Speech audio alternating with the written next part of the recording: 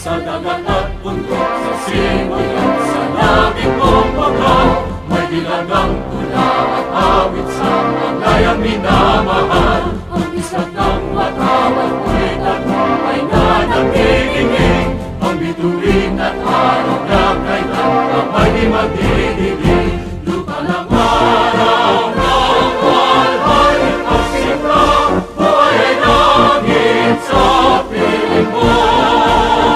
Aming ligaya na pa ay maghahati ang mga tay na langit sa'yo.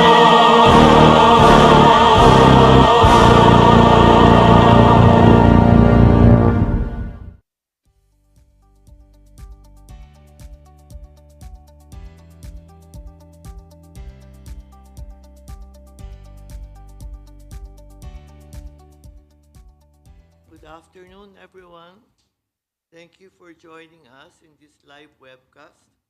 The annual stockholders meeting of your bank will now come to order. Joining me in this meeting are Mr. Eugene Acevedo, our President and CEO, and Attorney George De La Cuesta, our Corporate Secretary. The Vice Chairperson of the Board, the members of our Board of Directors, and officers of the bank, and representatives of Punong Bayan and Araulio are also joining us online in this meeting. Mr. Secretary, have the stockholders of the bank been duly notified of this meeting? Yes, Madam Chair. We sent to our stockholders of record as of May 23, 2024, the notice of today's annual stockholders meeting in 3 ways. First, by posting at the bank's website. Second, by disclosure in the Philippine Stock Exchange. And third, by publication for 2 consecutive days on May 24 and 25, 2024, in the print and online business section of 2 newspapers of general circulation, namely the Philippine Star and Manila Bulletin. The voting instructions were provided in the definitive information statement, which was all disclosed to the PSE and made available to the stockholders. Accordingly, our stockholders have been duly notified of this meeting. Thank you. Do we have a quorum at this meeting? Madam Chair, there are present in this meeting stockholders owning a total of 2,083,030,349 common and preferred shares of stocks, representing 86.08% of the total outstanding common and preferred shares entitled to vote. Therefore, we have a quorum and this meeting may proceed. We will reflect the breakdown of the stockholders present and their votes in the minutes. Thank you. While we are holding this meeting in a virtual format, we endeavor to provide our shareholders the opportunity to participate in this meeting. Our Corporate Secretary will now share the rules of conduct and voting procedures for this meeting. Madam Chair, the rules of conduct and voting tabulation procedures are all in the notice of the annual stockholders meeting. I would just like to highlight the following. 1. Only stockholders who notify the bank by email at rcbc-asm-2024@rcbc.com until 5 p.m. of June 16, 2024, and who duly registered by email are allowed to access the virtual meeting at www.rcbc.com/asm2024. 2. Only those who registered were allowed to send their questions to corsec@rcbc.com.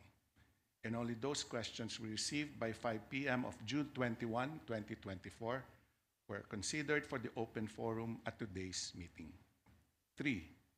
For questions we received after June 21 up to 4 p.m. today, we will reply by email. 4. As indicated in the voting ballot, there are 6 resolutions proposed for approval by the stockholders in this meeting. Each proposed resolution will be shown on the screen as the same is being taken up. 5. Stockholders or their representative cast their votes on the proposed resolutions by completing dating, signing, and sending the form to the bank via RCBC-ASM-2024 at rcbc.com, together with the stockholders' registration mail by 5 p.m. of June 16. If the name of the proxy was not specified, the stockholder shall be deemed as having appointed the chairperson as proxy. We have tabulated the votes cast after the end of the proxy validation process, and as earlier mentioned, the votes cast are from stockholders representing 86.08% of the total outstanding shares. I will be referring to the results of the tabulation when I report the voting results throughout the meeting. Thank you, Madam Chair. Thank you, Mr. Secretary. The next order of business is the approval of the minutes of the annual stockholders meeting held on July 3, 2023. An electronic copy of the minutes is available on the website of the bank and in definitive information statement. I will now ask our secretary to present the proposed resolution and the voting results on this item. Madam Chair, management is proposing the adoption of resolution number 24-01 for the approval of the minutes of the annual stockholders meeting held on July 3, 2023. The resolution is shown on the screen. Stockholders representing 2,083,030,347 shares, or 100% of the votes cast, voted in favor of resolution number 24-01. Therefore, the resolution is approved. Thank you, Mr. Secretary. The next item on the agenda is the annual report, which includes the audited financial statements for 2023. I call on our President and CEO, Mr. Eugene Acevedo, to present this. Thank you, Madam Chair. Global economic recovery may have remained elusive in 2023, but we can all agree we are in a much better shape than we were during the COVID-19 pandemic.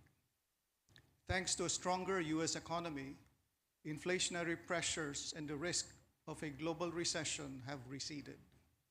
However, geopolitical tensions still darken the horizon, potentially disrupting the global supply chain, trade, and monetary policy. Uncertain times like this make it harder to anticipate what the future holds. To future-proof our business and avoid the guesswork, we turn to science and technology. This has led us to unleash a plethora of tools from automation, data analytics, and cybersecurity to artificial intelligence and machine learning. Tech helps us achieve greater operational efficiency, scalability, and deeper insights into customer behavior. But we cannot thrive with tech alone.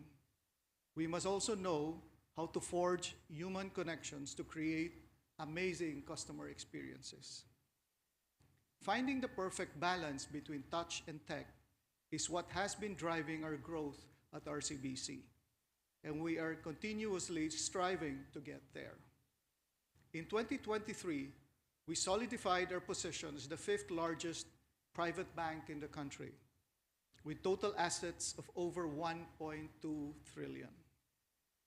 Our consolidated net income reached 12.22 billion in 2023. This was boosted by a 15% year-on-year growth in customer loans, which reached 622 billion, faster than the industry average. Our consumer loans grew double-digit as credit cards' 48% growth consistently outperformed industry, while auto and housing loans recorded an 18% increase. Our total deposits reached 957 billion, spurred by increase in CASA deposits across all segments. Our cash management and payroll solutions, alongside extensive business relationships, provided the double-digit lift in our low-cost deposits. Supporting our balance sheet expansion, our capital rose 31% on the back of the capital infusion from Sumitomo Mitsui Banking Corporation in July 2023.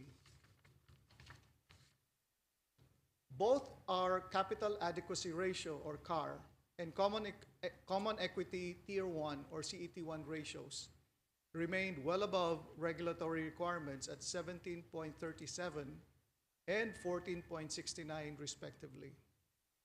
On the asset quality side, tighter credit policies and prudent remedial management kept our non-performing loans low at 3.34% from 3.75% in 2022. Tech plays a huge supporting role in producing these numbers. At RCBC, we turn to tech to know our customers better and learn how to best serve them. Our elite team of data scientists have developed 55 machine learning models to help us come up with curated products that address the needs of our customers, as well as to further improve our workforce productivity. Using robotic process automation, or RPA, we deployed 45 business intelligence dashboards across the organization so our people can serve our customers better. As a result, we were able to increase our throughput without increasing headcount. We treat our tagline, "Partners Through Generations," as a serious commitment to keep our relationship with our clients and our families strong and enduring. For the bank to cater to and anticipate the needs of different generations, we must continuously innovate and future-proof our organization. This commitment extends to our employees. Majority of our RCBC bankers are first-generation graduates in their families and come from modest economic backgrounds. They are mostly graduates of state-owned colleges and universities in the provinces or schools in their local government units. A majority have parents who make a living as drivers, farmers, overseas contract workers, construction workers, or sari-sari store owners. Many have taken over the role of a breadwinner in their family. All this means only two things. First, being breadwinners, our people's motivation to work hard and succeed is stronger. And second, so is ours. We bear the significant responsibility to do well in our business so we can uplift the lives of our employees and their families.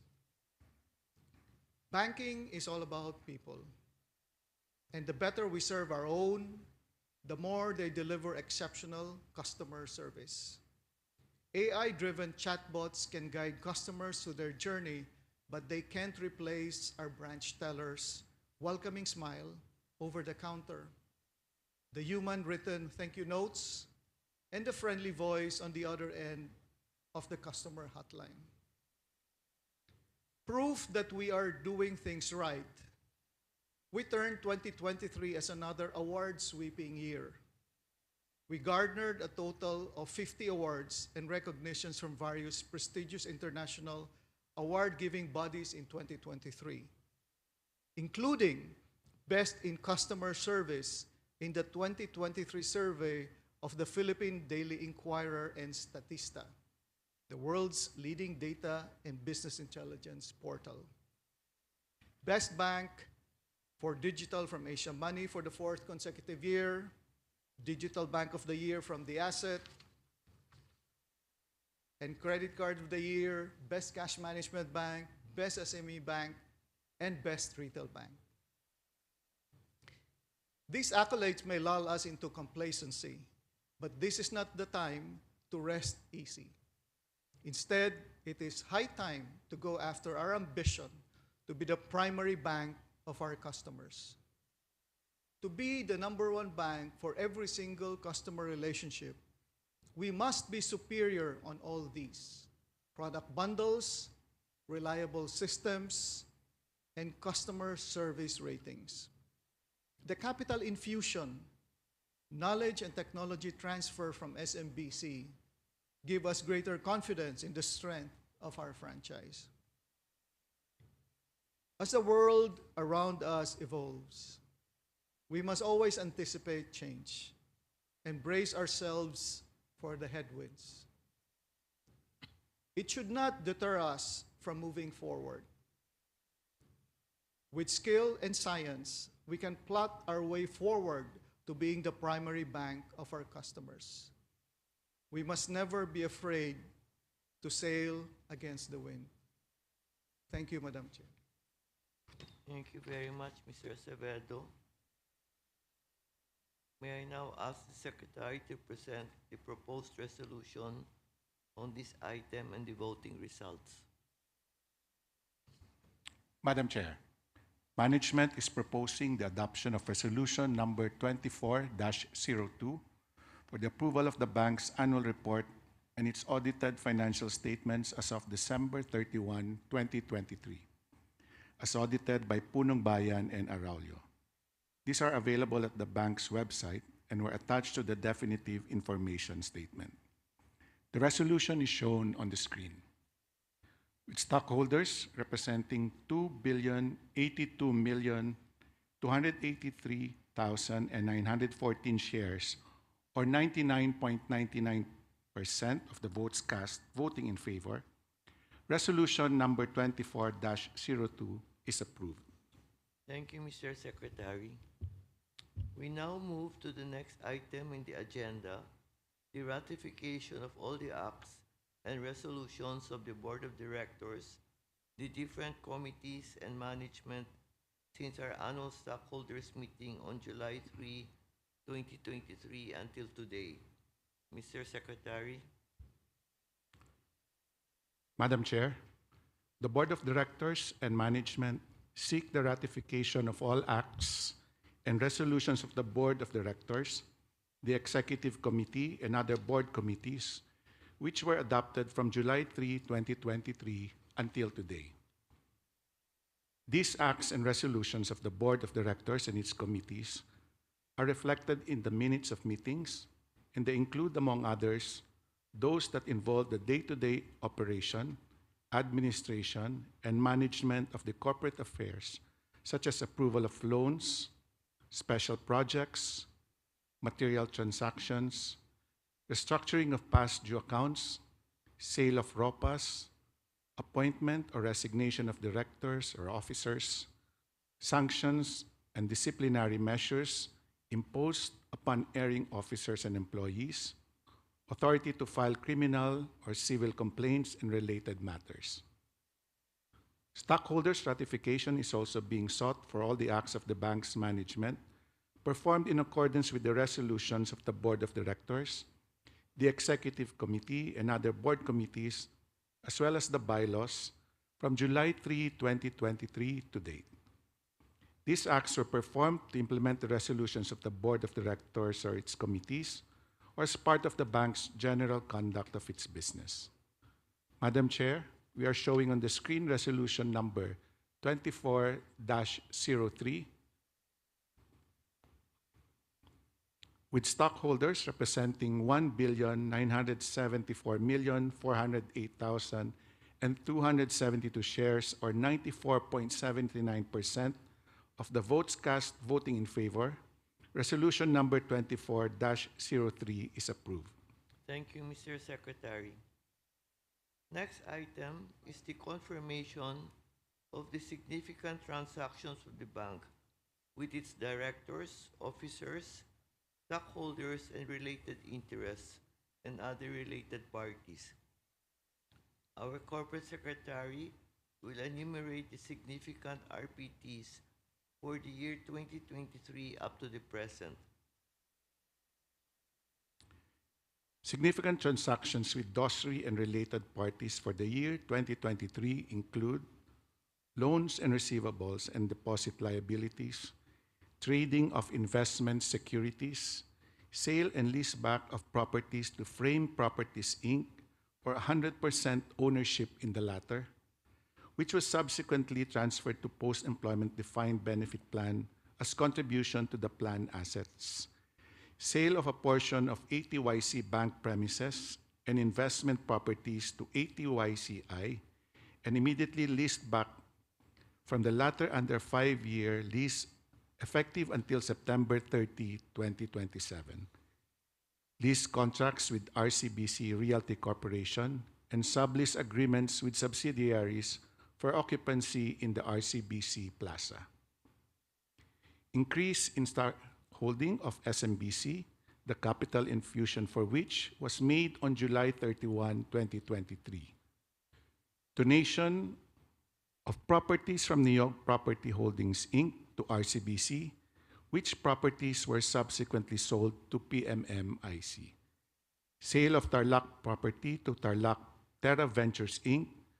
Various service agreements with RCBC Bankcard Services Corporation, RCBC Forex Corporation, RCBC Capital Corporation, RCBC Securities, Inc., Rizal Microbank, a thrift bank of RCBC, RCBC Leasing and Finance Corporation, New York Property Holdings, Inc., RCBC International Finance Limited, and an agreement with RCBC Rental Corporation for the financing of 1,600 new ATMs with a term of 60 months.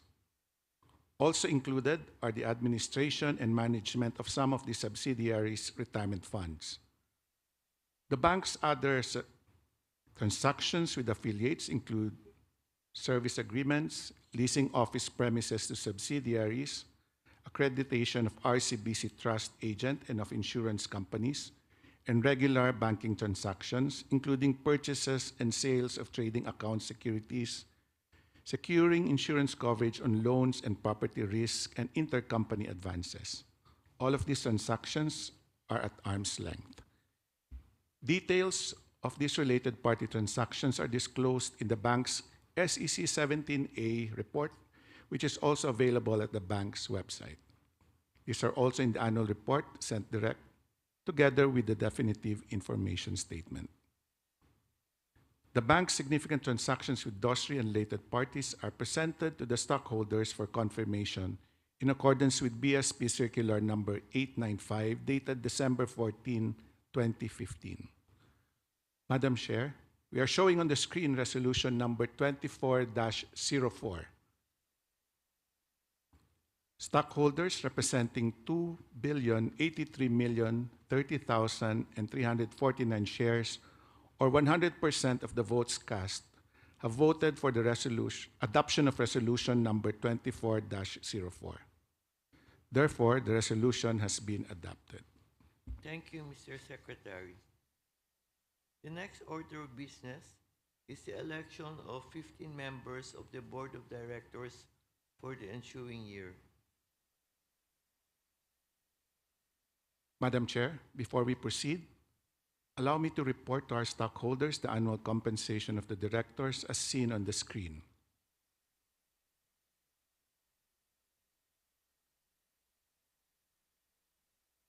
We are sharing this information in compliance with corporate governance regulations of the SEC and the revised Corporation Code. Madam Chair, in accordance with our bylaws, manual on corporate governance, and the rules of the SEC, the following stockholders whose names are flashed on the screen were duly nominated to the Board of Directors of the bank for the ensuing term. We have 10 stockholders who were nominated as regular directors, namely 1, Ms. Helen Y.D., 2, Mr. Cesar E.A. Virata, 3, Mr. Eugene S. Acevedo, 4, Mr. Gil A. Benaventura, 5, Mr. Armando M. Medina, 6, Mr. John Lo, 7, Mr. Shishao Jolin, 8, Ms. Gayatri P. Berry, 9, Mr. Hiroki Nakatsuka, and 10, Mr. Katsufumi Uchida. Nominated for the 5 slots for independent directors are the following: 1, Mr. Juan B. Santos, 2, Mr. Gabriel S. Claudio, 3, Mr. Von F. Montes, 4, Mr. Lorito E. Serrano, and 5, Ms. Erica F. T. Legara. RCBC's Corporate Governance Committee has ascertained that all the nominees for directors are qualified to serve as directors of the bank. All nominees have given their consent to their respective nominations. Madam Chair, each of the 15 nominees has generated 100% of the votes cast. Given this, I can certify that each of the nominees has received sufficient votes for election to the Board of Directors of RCBC. Accordingly, Resolution number 24-05, as shown on the screen, has been duly adopted. I would like to thank all the directors for their work in the past year and for their willingness to be of service to the bank again. Next item in the agenda is the appointment of the bank's external auditor. Mr. Secretary. Madam Chair, the bank's Audit and Compliance Committee evaluated the performance during the past year of the bank's present external auditor, the firm of Punong Bayan and Araulio, and found it satisfactory.